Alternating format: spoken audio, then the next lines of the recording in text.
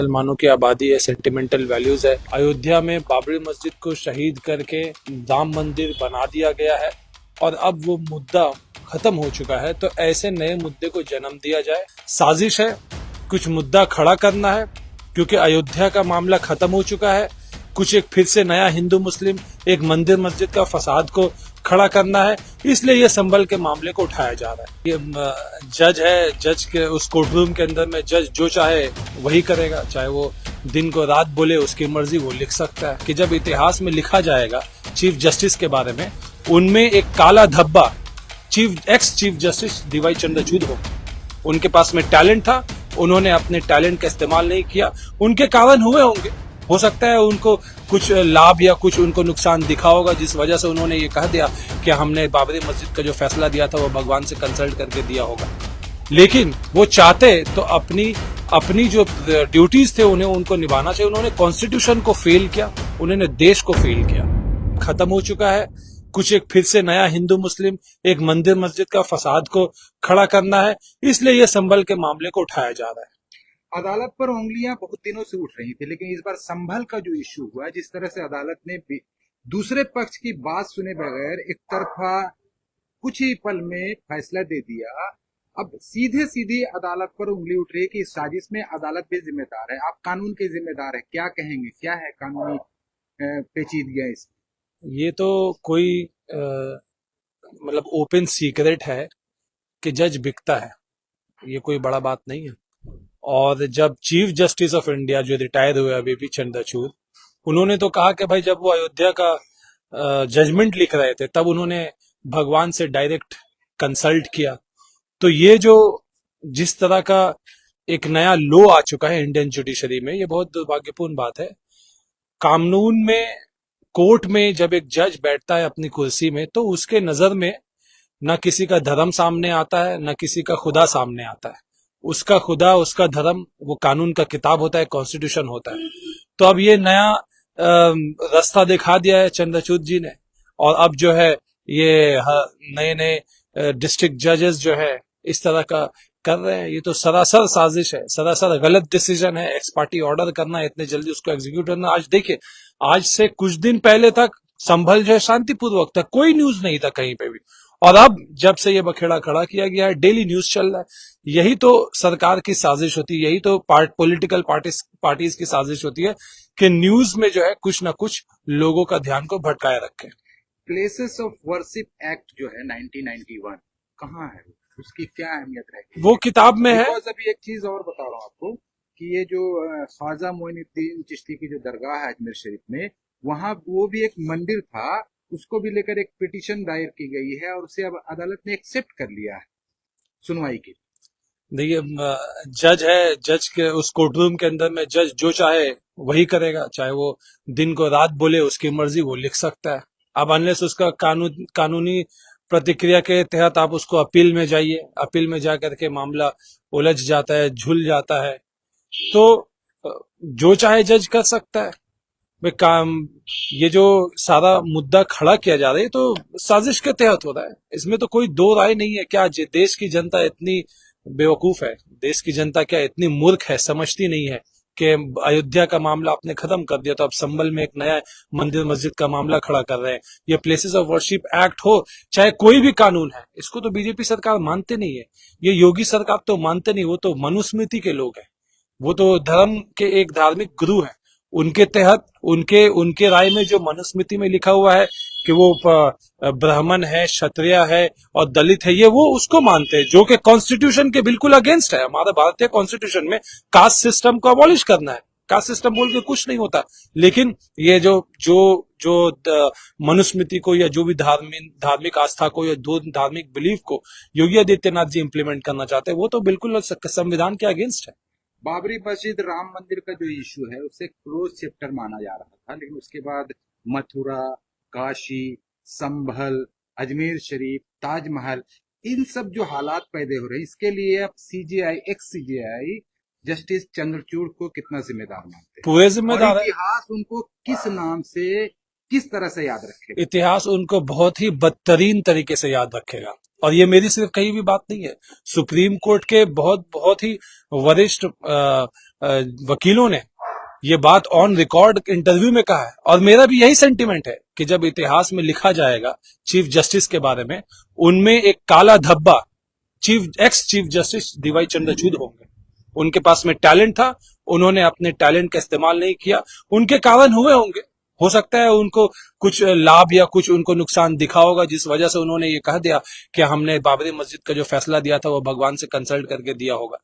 लेकिन वो चाहते तो अपनी अपनी जो ड्यूटीज थे उन्हें उनको निभाना चाहिए। उन्होंने कॉन्स्टिट्यूशन को फेल किया, उन्होंने देश को फेल किया। अडानी का एक इशू आया है, उनको अमेरिका में अरेस्ट वारंट निकला है, उनके खिलाफ चार्जेस लगे हैं, उसके साथ ईवीएम का भी मुद्दा कुछ उठ रहा है। तो क्या आपको लगता है, ये महसूस होता है कि ये संभल का जो जो इंसिडेंट है, ये इन दोनों जो घटना है जो रियल घटनाएं हैं जिससे देश के लोगों के स्वार्थ और हित जुड़े हुए हैं, उन्हें ढांकने के लिए, उन पर पर्दा डालने के लिए संभल में दंगा कराया गया है? बिल्कुल यही है, और कोई वजह नहीं है। दोनों मुद्दा, अभी महाराष्ट्र में इलेक्शन हुए, महाराष्ट्र में हर तरह का रिपोर्ट आए कि भाई अगर एक कॉन्स्टिट्यूएंसी में 20 राउंड काउंटिंग होना है, 16 राउंड काउंटिंग होते तक एक प्रत्याशी जो है नॉन बीजेपी प्रत्याशी लीड कर रहा है, आखिर के 4 राउंड में की काउंटिंग में वही नॉन बीजेपी प्रत्याशी हार जाता है। फिर आप देख लीजिए एक नांदेड़ का मामला है कि वहां पे एमपी कांग्रेस का जो हमेशा से लीड करते आया, आखिरी टाइम पे उसके कह दिया कि वो हार गया। वहां पे रिकाउंटिंग की गई तो वहां पे बताया कि भाई कुछ 1200 या 1400 ऐसे कुछ वोट से वो जो है कांग्रेस के प्रत्याशी एमपी क्षेत्र जो बाई इलेक्शन हो रहा था वो जीत गए, और उसी एमपी क्षेत्र के अंदर में जो 6 असेंबली सेगमेंट है वहां पे कांग्रेस हार जाती है। क्या इस तरह के कॉन्ट्राडिक्टरी रिजल्ट्स नहीं आए? एक गांव ऐसा है जहां पे पूरे गांव वाले प्रोटेस्ट कर रहे कि भाई हमने तो कांग्रेस को वोट दिया था, गांव में एक भी वोट नहीं दिखा काउंटिंग के टाइम में कि कांग्रेस को गया हो। तो कॉन्ट्राडिक्टरी रिजल्ट्स आए हैं, ईवीएम के साथ छेड़छाड़ की गई है, जो कि क्लियर समझ में आ रहा है ऐसे हालात में। और दूसरी तरफ अदानी का मामला है कि अदानी के को लेकर के जो अमेरिका से जो बवाल उठा है, आज वो इंडिया में है, इस बात को दबाया कैसे जाए? तो हिंदू मुस्लिम में भारत की जो मूर्ख जनता है, जो ये समझते कि भारत की मूर्ख जनता है, उनको मंदिर और मस्जिद में उलझा के रखा जाए, ताकि ये जो है महाराष्ट्र में ईवीएम के साथ गड़बड़ी की चर्चा ना कर सके। ये जो है आने वाले दिनों में भारत की उन्नति के बारे में नहीं सोच करके मंदिर और मस्जिद में उलझ के रह जाए। देश की हर मस्जिद के नीचे शिवलिंग खोजा जा रहा है। इसे लेकर आप अभी जो देश की जो वर्तमान स्थिति है, सिचुएशन है, कहाँ पाते हैं, कहाँ है देश हमारा खड़ा, और यहाँ के लोग किस मकाम पर है, किस सोच में है, कहाँ जा रहा है हमारा देश? देखिए, बीजेपी को जाना होगा, सत्ता से बीजेपी को जाना होगा। अगर बीजेपी सत्ता से नहीं गई तो देश ऑलरेडी पिछले 12-13 सालों में इतना पीछे चला गया, और आने वाले दिन में सिर्फ पीछे ही जा रहा है। देश का उन्नति नहीं हो रहा, देश आगे की तरफ नहीं जा रहा, पीछे जा रहा है। ये तो कहते भाई हिंदू राष्ट्र बनाएंगे, ये वही लोग हैं जिनको महात्मा गांधी ने नकार दिया था, और ये वही लोग हैं जिन्होंने महात्मा गांधी को गोली मार दिया था। क्योंकि महात्मा गांधी ने कहा था कि भारत जो है संविधान से चलेगा, भारत जो है सेक्युलर राज्य रहेगा, और ये चाहते हैं कि हम हिंदू राष्ट्र बनाएंगे। आज फिर से ये वही लोग जो कि कल तक कहीं कोने में पड़े रहते थे, आज ये लोग मेन स्ट्रीम में आ गए। ईवीएम को लेकर नई चर्चा शुरू हुई है, एक आंदोलन शुरू हो रहा है महाराष्ट्र में, क्या कैसे देखते हैं सर? ईवीएम जब लाया जा रहा था, कांग्रेस की सरकार थी सेंटर में, जब ईवीएम लाने की पेशकश की गई थी, तो यही बीजेपी वालों ने बाजाब्ता पूरा बुक लिखा था ये कह करके कि ईवीएम को मैनिपुलेट किया जा सकता है। इन्होंने ईवीएम का विरोध किया था कि ईवीएम नहीं होना चाहिए, पेपर बैलेट होना चाहिए। और आज दुनिया भर में कई ऐसे डेवलप्ड नेशन हैं जिन्होंने ईवीएम का इस्तेमाल बंद कर दिया है, क्योंकि ईवीएम को हैक करना आसान है, ईवीएम को छेड़छाड़ किया जा सकता है, ये पॉसिबल है। यही बात कह करके लोग पेपर बैलेट में जा चुके हैं। तो भारत में अगर मांग की जाती है तो ये मांग तो बीजेपी ने सबसे पहले खुद किया था, तो आज क्या बीजेपी उसका दुरुपयोग कर रही है, ईवीएम का दुरुपयोग कर रही है, जिस वजह से वो खुद खामोश बैठी है? क्या आपको लगता है कि ऑपोजिशन पार्टियों को अभी फिलहाल इसी मुद्दे पर आगे आना चाहिए? देखिए, मुद्दे बहुत है। अपोजिशन अगर स्टेज वॉकआउट ना करे, जब मामला होता है किसी बिल को प्रेजेंट किया जाता है, तो हम देखते हैं कि अपोजिशन जो है पार्लियामेंट में बहुत वक्त में वॉकआउट कर लेती है, क्योंकि उनका स्ट्रेंथ भी नहीं होता है। वो भी ये कहते हैं कि भाई मेजोरिटी में है नहीं, तो वो वोटिंग में रह के भी क्या करेंगे, वो वॉकआउट कर लेते हैं। लेकिन मेरा ये मानना है कि अपना प्रोटेस्ट दर्ज कराना चाहिए, अपना वोटिंग चाहे कम ही हो, मेजोरिटी ना भी हो, तो उनको जो है अपना वॉकआउट नहीं करके अपना जो है नो का वोट दर्ज कराना चाहिए। एक आखिरी सवाल है, बांग्लादेश में जो इश्यू है और वहाँ जो इस्कॉन के एक सन्यासी गिरफ्तार हुए हैं, उसे लेकर बीजेपी जो यहाँ आंदोलन कर रही है, हंगामा कर रही है, उसे आप किस तरह से देखते हैं? ये मीडिया मैनेजमेंट है, हेडलाइन मैनेजमेंट है। ये दो ये जो संबल का मुद्दा है या बांग्लादेश का मुद्दा है, देखिए बांग्लादेश एक दूसरा मुल्क है। स्वामी चिन्मयानंद जिनको गिरफ्तार किया गया है, वो पुलिस वैन से वो जो ऐलान कर रहे थे, वो कह रहे थे कि वो बांग्लादेश से प्यार करते हैं, वो बांग्लादेश की कानून को मानते हैं, वो बांग्लादेश के कानून पे भरोसा रखते हैं। और उन्होंने बोला कि हम जो पीसफुल प्रोटेस्ट करना चाहते हैं, वो खुद कह रहे हैं। लेकिन जो प्रदर्शनकारी जो उनके सपोर्टर्स हैं, उन्होंने कितना हंगामा किया, वहां एक सरकारी वकील की जान चली गई, एक यंग लड़का का, एक यंग वकील का उस कोर्ट में। तो ये कॉन्ट्राडिक्टरी बात है, ये हेडलाइन मैनेजमेंट है बीजेपी।